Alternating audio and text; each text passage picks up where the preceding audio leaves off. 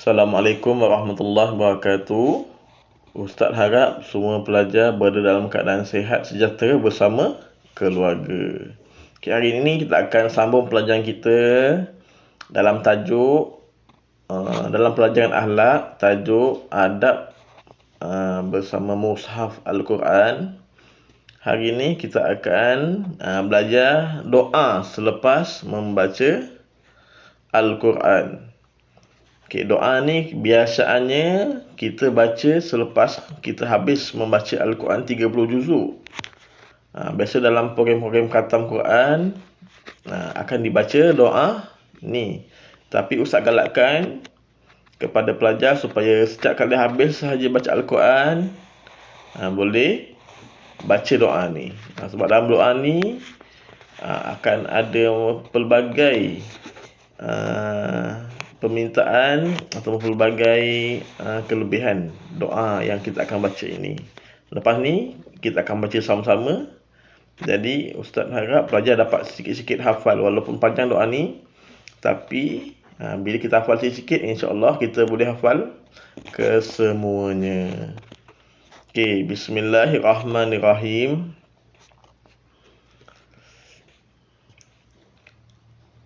Allahumma arhamna bil Qur'an waj'alhu lana imaman wa nuran wa hudan wa rahmah.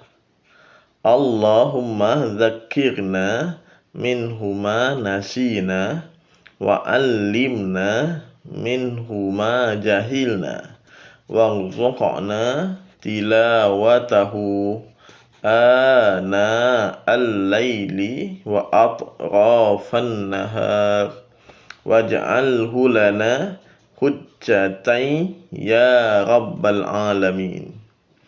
Maksudnya, wahai Allah, kasihilah kami dengan berkat Al-Quran dan jadikannya sebagai pimpinan, cahaya, petunjuk dan rahmat untuk kami. Wahai Allah, ingatkanlah kami apa yang kami telah lupa dan ajarkanlah kami apa yang kami tidak tahu, dan kurniakanlah kami keupayaan untuk membacanya pada waktu malam dan siang, dan jadikanlah Al-Quran sebagai hujah untuk kami, wahai Tuhan pemelihara sekalian alam. Ini adalah doa yang kita patut baca setiap kali selepas baca Al-Quran. Apa yang kita minta kepada Allah dalam doa ni? Yang pertama, kita minta kita mendapat berkat Al-Quran. Berkat Al-Quran ni macam mana? Kita minta supaya Al-Quran ni memberi kebaikan kepada diri kita. Dengan kita membaca Al-Quran, kita akan menjadi tenang dan aman. Yang kedua, apa lagi yang kita minta dalam doa ni? Kita minta kepada Allah supaya Al-Quran ni dijadikan sebagai pimpinan, cahaya dan petunjuk dan rahmat. Maksudnya, kita minta kepada Allah supaya Al-Quran ni memberi petunjuk ataupun memberi kita rahmat kepada diri kita. Maksudnya, jika kita ada apa-apa kesulitan, jika kita ada apa-apa masalah, Al-Quran ni lah jalan penyelesaiannya. Okey, dan seterusnya apa lagi yang kita minta? Kita minta Allah ingatkan apa yang kita telah lupa. Kadang-kadang kita dah belajar banyak benda, kadang-kadang kita ada lupa. Jadi kita minta kepada Allah ingatkan apa yang kita dah lupa. Lepas tu ajarkan apa yang kita tidak tahu. Maksudnya, kita minta kepada Allah dengan membaca Al-Quran ni supaya dapat memberi kita ilmu pengetahuan. Dan seterusnya, supaya kita dapat mempunyai masa untuk membaca Al-Quran. Tak kisahlah pada waktu siang ataupun pada waktu malam.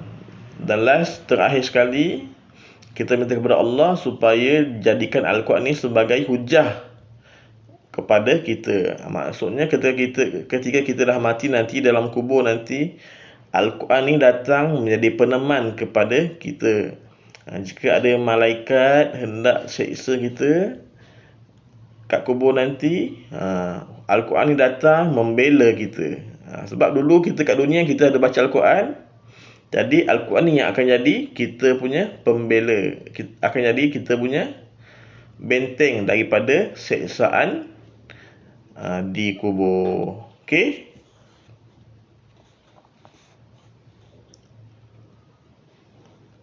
Seterusnya, fadilat beradab ketika membaca dan memimpin mushaf Al-Quran. Fadilat yang pertama, mendapat keberkatan hidup. Keberkatan hidup ni macam mana? Macam tadi Ustaz cakap lah. Kadang-kadang kita tak kaya, tapi kita rezeki kita sentiasa cukup. Ataupun kadang-kadang kita, ilmu yang kita dapat memberi kebaikan kepada diri kita. Kalau orang yang tak berkat hidup dia, macam mana?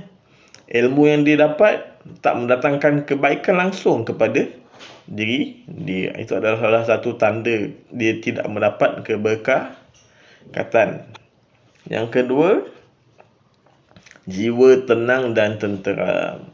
Macam Ustaz cakap tadi dalam doa tadi, Al-Quran ni memberi ketenangan jiwa, menyelesaikan segala masalah yang kita hadapi. Dengan membaca Al-Quran, dengan beradab dengan Al-Quran, akan menjadikan jiwa kita sentiasa tenang dan tenteram. Nombor 3, memahami dan menghayati ayat-ayat yang dibaca. Ini sangat penting sebab Al-Quran ni menjadi petunjuk dalam kehidupan umat manusia. Apa yang ada kat Al-Quran ni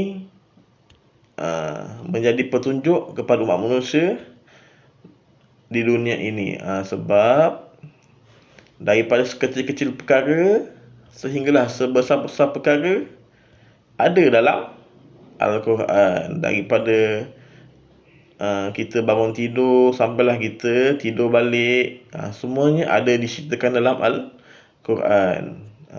Daripada memimpin, cara-cara nak memimpin keluarga, sehinggalah cara-cara nak memimpin negara pun ada diceritakan dalam Al-Quran. Seterusnya, yang keempat, mendapat syafaat. Syafaat ni apa? Syafaat ni adalah pertolongan daripada Nabi kita, ataupun pertolongan daripada Al-Quran.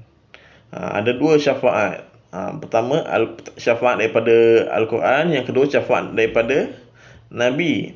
Al-Quran ni, jika kita sentiasa bersama Al-Quran ketika kita hidup di dunia, masa kita mati nanti, Al-Quran ni lah satu-satunya yang akan menjadi peneman kita ketika kita berada di kubur. Dialah yang akan menjadi cahaya. Kat kubur tu gelap, tapi dengan adanya Al-Quran akan memberi cahaya ketika dalam kubur. Fadilat yang kelima ialah mendapat ganjaran pahala. Okey. Ini sesiapa yang membuat kebaikan kepada Al-Quran dan sesiapa yang membaca Al-Quran, dia akan mendapat pahala daripada Allah. Okey. Setakat hari ini sahaja pembelajaran kita pada hari ini. Ustaz ulang balik, fadilat beradab ketika membaca dan menyimpan mushaf Al-Quran. Yang pertama, mendapat keberkatan hidup. Yang kedua, jiwa tenang dan tenteram. Yang ketiga, memahami dan menghayati ayat-ayat yang dibaca. Yang keempat, mendapat syafaat. Dan yang kelima, mendapat ganjaran pahala. Okey, sekian saja pelajaran kita pada hari ini. Ustaz harap pelajar-pelajar dapat mengamalkan apa yang dipelajari bersama keluarga. Okey, Assalamualaikum warahmatullahi wabarakatuh.